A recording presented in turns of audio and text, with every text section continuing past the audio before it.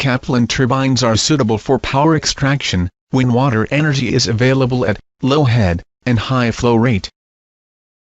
Which means, they are suitable for operation when water is stored in a big reservoir, at a relatively shallow altitude. In Kaplan turbine, flow is entered through a spiral casing. Decreasing area of casing makes sure that flow is entered to the central portion, almost at uniform velocity, throughout the perimeter.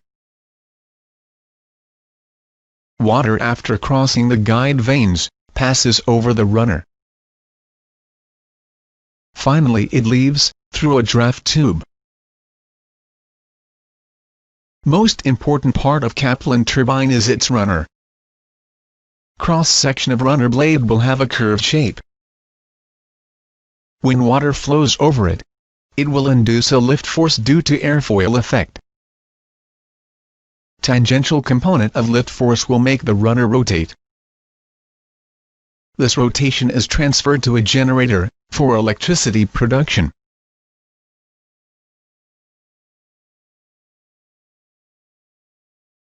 Kaplan turbines are axial flow machines, where absolute velocity of flow is parallel to axis of turbine. Water is precisely made to pass through runner blades, with help of a shroud.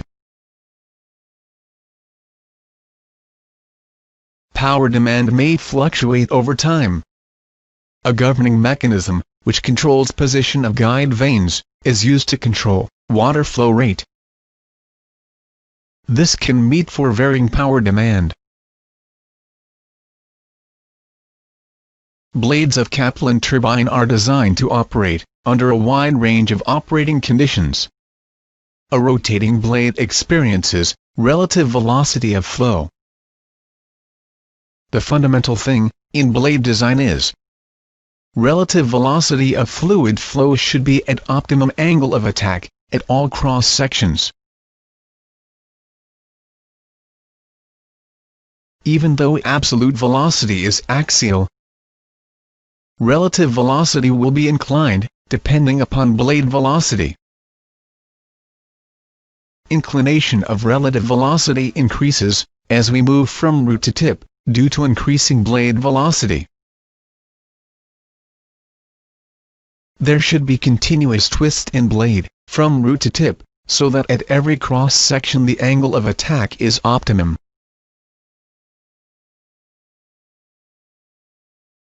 With varying flow condition relative velocity will change drastically. Kaplan turbine blades are adjustable. When flow rate is high, relative velocity of flow will be more axial, so blade should pitch vertically. If flow rate is low, relative velocity of flow is more tangential, so blades are pitched in tangential direction. In short, pitching action of blade makes sure that blade is still in optimum angle of attack, even under varying flow.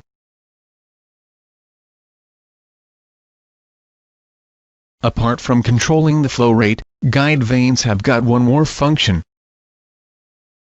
They help in controlling swirl of flow.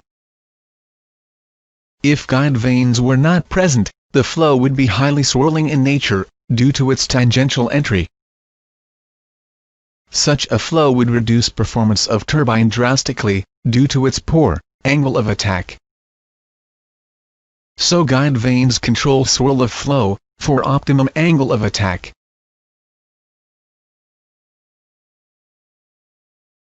Biggest challenge in design of Kaplan turbine is how to overcome problem of cavitation, which causes material erosion and vibration.